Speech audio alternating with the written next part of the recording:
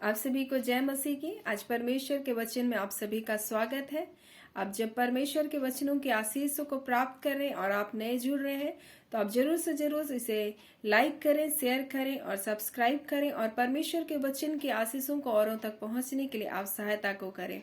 आज जो मेरा विषय है वो कि किन शब्दों में आपको नकारा गया, क्या कहकर आपको नकारा गया, और परमेश्वर जिन जिन शब्दों से आपको नकारा गया उन्हीं शब्दों को परमेश्वर पलट देता है ताकि परमेश्वर अपनी महिमा को दिखाए। और हम लोग देखते हैं प्रेरितों के काम उसका 7 अध्याय उसका 23 में इस प्रकार से कहता है, जब मूसा 40 वर्ष का हुआ और वो जब अपने इजरायली भाइयों से भेंट करने के लिए निकला तो वो देखता है कि अपने भाई और एक इब्री भाई और एक मिस्री दोनों आपस में लड़ रहे हैं। तब वो जा करके वो क्या करता है, उनकी लड़ाई में वो अपने भाई को मारता हुआ देख करके वो वहां पर खड़ा होता है और उनका पलटा को वो लेता है और जो उनको सता रहे थे उनको मार डालता है। और यह सोचता है कि शायद मेरे भाई मुझको समझेंगे कि परमेश्वर मेरे हाथों से उनका उद्धार करेगा, परंतु ऐसा नहीं होता। दूसरे दिन जब वो जाता है और देखता है जो 2 इब्री भाई आपस में लड़ रहे हैं और जब उनके पास वो जाता है तो वो उनका यह कह करके उनको नकारा जाता है कि तुझे किसने हमारा हाकिम और न्यायी ठहराया। और जिस बात को उन्होंने कहा किसने तुझे हमारा न्यायी और हाकिम ठहराया, परमेश्वर का वचन कहता है प्रेरितों के काम उसका 8 उसका 35 में कि जिस मूसा को उन्होंने यह कहकर नकारा कि तुझे किसने हम पर हाकिम और न्यायी ठहराया, उसी को परमेश्वर ने हाकिम और छुड़ाने वाला ठहरा कर उस स्वर्गदूत के द्वारा जिसे उसने झाड़ी में दर्शन दिया था भेजा। और सचमुच परमेश्वर अद्भुत और महान और आश्चर्यजनक कार्य को करने वाला परमेश्वर है। और जब आपको जिन शब्दों से लोग नकारते हैं, जो बातें बोलकर आपको नकारते हैं, तो आप इस बात को जानिए कि जिन बातों के द्वारा आपको नकारा जा रहा है उन्हीं शब्दों को परमेश्वर आपके जीवन में भलाई को लेकर के आएगा। हम लोग दाऊद के विषय में हम लोग देखते हैं, जब सिमी बोलकर साउल के घराने का व्यक्ति उसको कोस रहा था, उसके ऊपर पत्थर को फेंक रहा था, उसको गालियों को दे रहा था, दाऊद के साथी उनके सहयोगी बोलते क्या हम उसे मार डाले। दाऊद बोलते नहीं, उसको बोलने दे क्योंकि परमेश्वर ने उसके मुंह को खोला है। क्या जाने परमेश्वर ये सुन करके मेरे ऊपर अपना अनुग्रह को करे और इनके शब्दों को क्या करे, पलट दे। आज वही परमेश्वर हमारा है। अगर आज लोग आपको बुराई कर रहे हैं, लोग आपके विरोध में बोल रहे हैं, लोग आप पर बुरा बात को कह के आपको ऊपर इल्जाम को लगा रहे, तो आप जान कर रखिए परमेश्वर आपको उस स्थान पर ऊंचा उठाने जा रहा है। हालेलुया। वो परमेश्वर महान है और जिन शब्दों से आपको नकारा जा रहा है, हाँ, उसी शब्द को परमेश्वर हमारे लिए पलट करके अपनी आशीषों में बदल देगा। इसीलिए कभी भी निराश ना हो जब लोग आपको बुरा कहते हैं या फिर लोग परमेश्वर की योजनाओं को जो आपके जीवन में है वो नहीं समझ पाते, क्योंकि परमेश्वर ने उसको चुना था। ये मूसा जान रहा था, लोग नहीं जान रहे थे।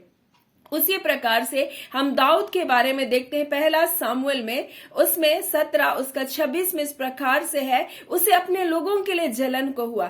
जैसे यहाँ हम देखते हैं मूसा को अपने लोगों के लिए जलन हुआ और वो मिस्री और इब्री 2 भाई को लड़ता हुआ देख नहीं सहा, अपने भाई के लिए उसको तरस आया और अपने भाई के पक्ष में होकर लड़ा। उसी प्रकार से हम लोग देखते हैं दाऊद के अंदर में भी एक जलन आया और जब उसका अभिषेक हो गया एक राजा बनने के लिए, उसके बाद भी वो भेड़ बकरियों को चरा रहा था, क्योंकि उस समय परमेश्वर ने उनके लिए तय करके रखा था जिस समय में उसको राजा नियुक्त होना था। लेकिन जब वो अपने लोगों के विरोध में शत्रु को ललकारते हुए देखता है, जब वो गोलियत को ललकारते हुए देखता है, तब उसके अंदर में एक जलन उत्पन्न होता है और बोलता है ये खतना रहित फलिस्ती क्या है जो जीवते परमेश्वर की सेना को ललकारे करके वो बोलता है। लेकिन वही उसका भाई जो एलियाब था वो उसको डांटने लगता, उससे क्रोधित होता है, बोलता है मुझे तेरे मन का अभिमान पता है, बोलता है तेरे मन की बुराई मुझे मालूम है, तो यहाँ लड़ाई को देखने के लिए आया। लेकिन वो नहीं जान रहा था कि परमेश्वर का आत्मा उसको वहां उभार रहा था, क्योंकि उसे जब किसी को किसी कार्य के लिए परमेश्वर चुनता है वो व्यक्ति शांत नहीं रहता जब उसके लोग नाश होते हैं, जब उसके अपने लोग अगर बुराइयों में जा रहे, उसके लोग अगर नाश हो रहे हैं, तो उसके अंदर में एक जलन उत्पन्न होता है कि मुझे भी अपने लोगों के लिए करना है, मुझे भी उनके जीवन को बचाना, ऐसा करके उसके अंदर में एक जलन उत्पन्न होता है।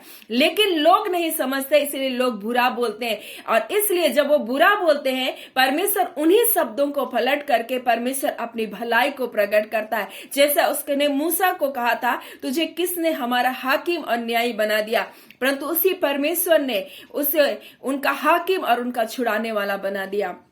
आज लोग आपको क्या करके नकार रहे मैं नहीं जानती, लेकिन एक बात को आप जानिए कि जिन बातों को लेकर लोग आपको नकार रहे, ये कुछ नहीं कर सकता, उसी जगह परमेश्वर आपको ऊंचा उठाएगा। जब लोग आपको नकार रहे हैं और लोग आपको कह रहे हैं कि ये इससे कुछ नहीं बन पड़ेगा, इससे कुछ नहीं हो सकता, उसी जगह परमेश्वर उन शब्द को बदल कर आपको महिमा को दिखाएगा, क्योंकि ये हमारा परमेश्वर जीवित परमेश्वर है, ये हमारा परमेश्वर सच्चा परमेश्वर है, जो अपने बातों को पूरा करने के लिए विश्वास योग्य है।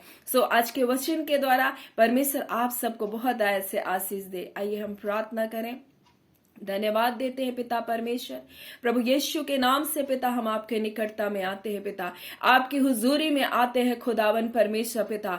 आप अद्भुत परमेश्वर, अलौकिक परमेश्वर है प्रभु जी, आपके कार्य अनगिनत है खुदावन, और आपका वचन कहता आप इतने आश्चर्य कर्म करते हैं खुदावन, जो गिने नहीं जा सकते पिता।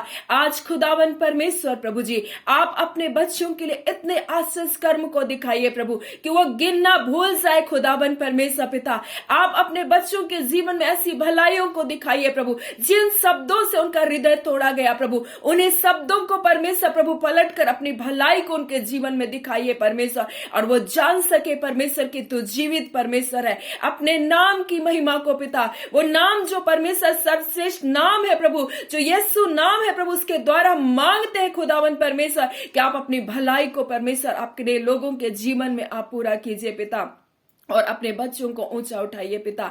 हाँ खुदावन परमेश्वर पिता, आज जो निराश है प्रभु जी, जो टूटे हैं खुदावन, उनके जीवन को प्रभु जी आप बहाल कीजिए परमेश्वर। जिन परिवारों में लड़ाई और झगड़े हैं प्रभु जी, अनबन है परमेश्वर, मनमुटाव की आत्मा कार्य करिए प्रभु, वो सारी बातें परिवार को छोड़ करके यीशु के नाम से जाने पाए। जिन बच्चों के जीवन में भय की आत्मा कार्य करिए, निराशा और हताशा की आत्मा कार्य करिए, वो सारी आत्मा यीशु के नाम से निकल करके जाने पाए पिता, और विजयता की आत्मा, जय की आत्मा, छुटकारे की आत्मा जो मेरे यीशु मसीह की है प्रभु, उनके जीवन पर राज्य करने पाए।